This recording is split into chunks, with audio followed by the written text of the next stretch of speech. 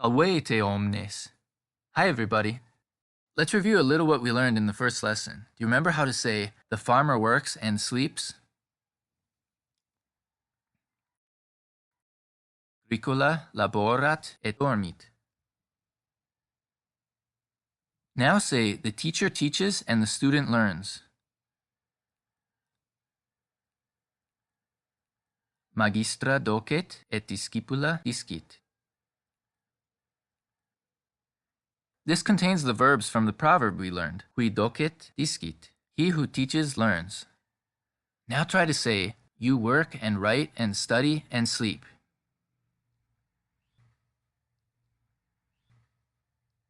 Tu laboras et scribis et studes et dormis.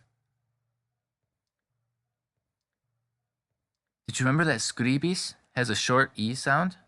Finally, what is the student reads? Discipula legit. Don't worry if you didn't remember them all. We'll be reviewing them more as we go along. But if you feel unsure or didn't get any of them, it might be a good idea to restart this video. Look at the next sentence now. Magistra discipulam docet.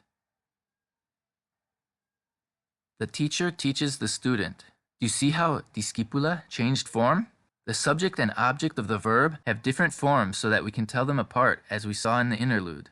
The subject is the doer of the verb, and this is the dictionary or default form of the verb, which we saw in the first lesson. The object is the thing the verb is being done to, and in Latin we have to decline it in order to tell it apart from the subject. So if we want to switch the people and say the student teaches the teacher, we say discipula magistram docet. Did you also notice that the verb comes at the end of the sentence?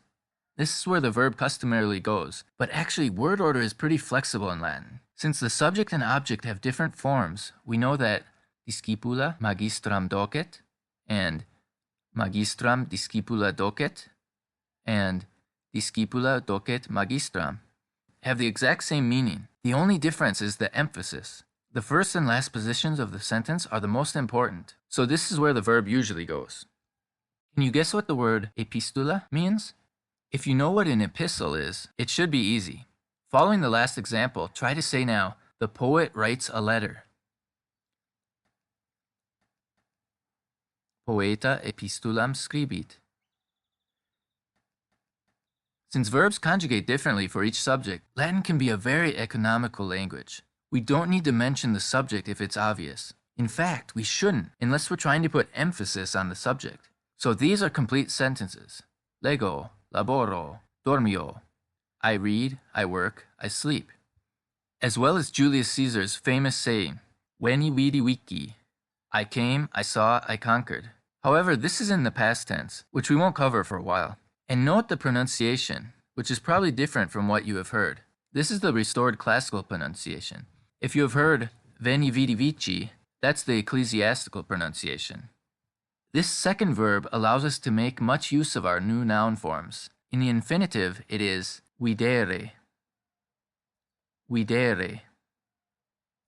What does this sentence look like it means? Poetam video. Poetam video. This verb has roots in the words visual and video. It has a few other meanings, but here it means to see. So can you interpret this sentence now? I see the poet. Do you see why it's not the poet sees? Because the M added to poeta signifies that it's the object and not the subject. And video is the conjugation for I see. How would we say the poet sees? Poeta videt. How about the student sees the letter? Discipula epistulam videt. Recalling that the infinitive is videre, how do we say you see the teacher?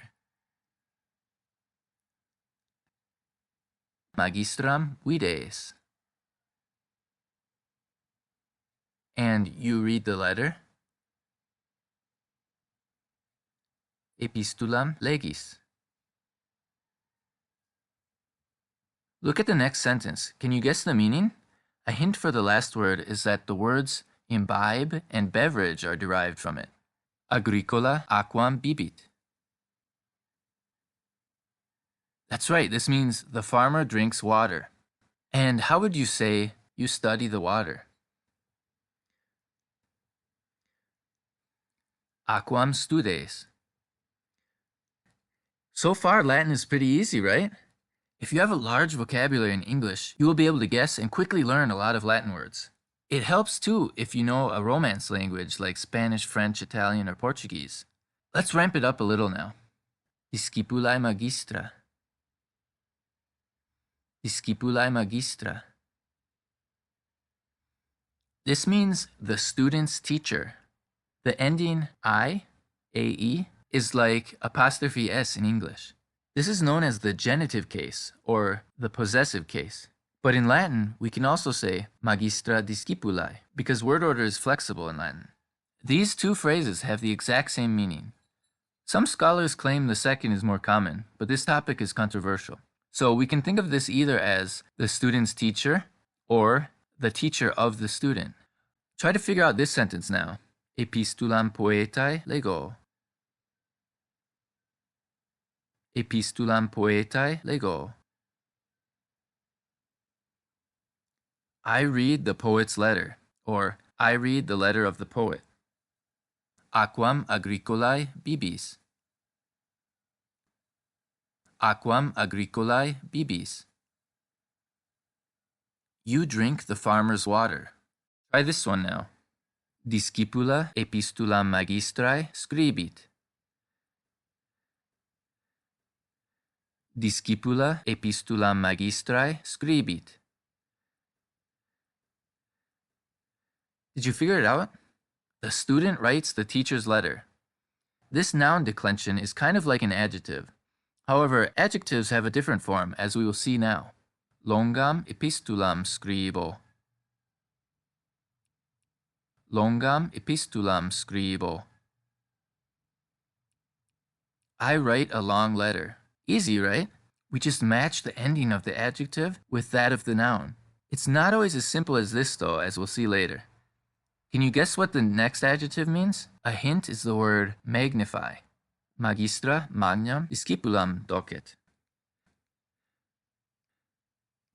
Magistra magnam discipulam docet. Who is large in this sentence? The teacher or the student? That's right, the teacher teaches the large student. Now, who is large in this sentence? Magistra magna discipulam docet. This time it's the teacher.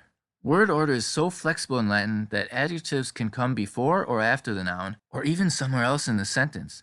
However, outside of poetry, adjectives will usually come next to the noun they modify. But this is why declensions are so important in Latin.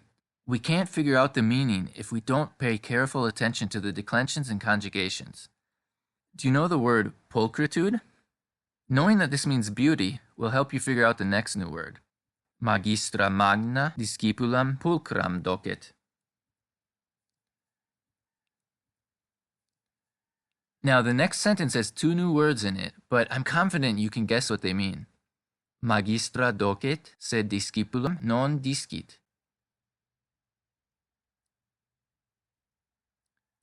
The teacher teaches, but the student doesn't learn. In Latin, we don't need all this do and does business from English. We just throw non in the sentence to negate the verb. Now, what do you think the following sentence means? Magistra docet, sed nemo discit. Did you guess that nemo means no one or nobody? Now we're going to read a story. That's pretty amazing after just 2 lessons, right? But it will be a very simple story using mostly what we've learned. There are 2 words you're going to have to guess the meaning of, though. To get the first one, think for a moment what the infinitive of a verb means in English. We know what scribo, scribis, and scribit mean. But what does scribere mean? I'll give away, though, that the word quod means because, since that would be hard to guess. Remember that. Quod means because. Magistra agricolam scribere docet. Agricola studet et scribere discit. Epistulam pulchram scribit, quod magistra bene docet. agricola epistulam bene scribit, sed nemo legit. The teacher teaches the farmer to write. The farmer studies and learns to write. He writes a beautiful letter because the teacher teaches well. The farmer writes the letter well, but no one reads it. Did you understand it? Kind of a sad ending, huh? Let's go through it. In the opening sentence, we have scribere docet, which means teaches to write. We can use the infinitive of a verb when we want to say to read and to work, etc. This is done again in the second sentence where it says learns to write. Then it says he writes a beautiful letter.